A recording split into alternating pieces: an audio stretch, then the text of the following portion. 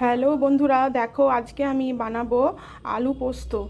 জানি সব বন্ধুরাই আলু পোস্ত বাড়িতে বানাও, কিন্তু আমি আমার মতো করে কেমন করে বানাই তোমাদেরকে দেখাবো। প্রথমে কড়াইতে দিলাম কালো জিরে ফোড়ন দিলাম কড়াইতে। তারপরে কাঁচা লঙ্কা কেটে রেখেছিলাম, কাঁচা লঙ্কার ফোড়ন দিলাম। কাঁচা লঙ্কাটা একটু নেড়ে নিয়ে তারপরে দিব আলু।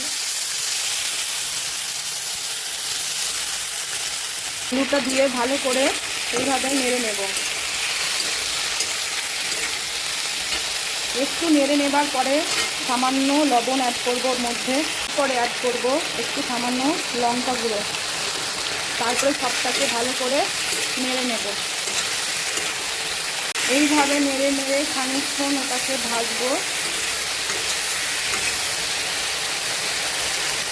এইভাবে খানিকক্ষণ নেড়ে নেওয়ার পরে এবার ওটার মধ্যে জল অ্যাড করব।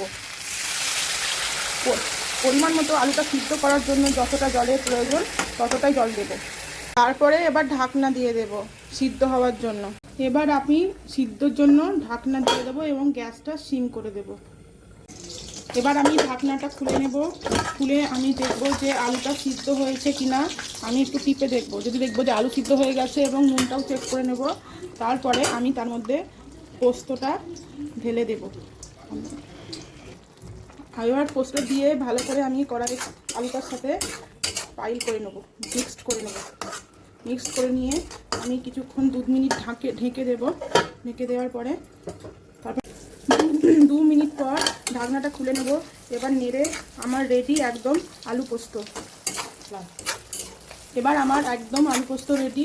কে কে আলু পোস্ত খেতে পছন্দ করো আমাকে জানাবে।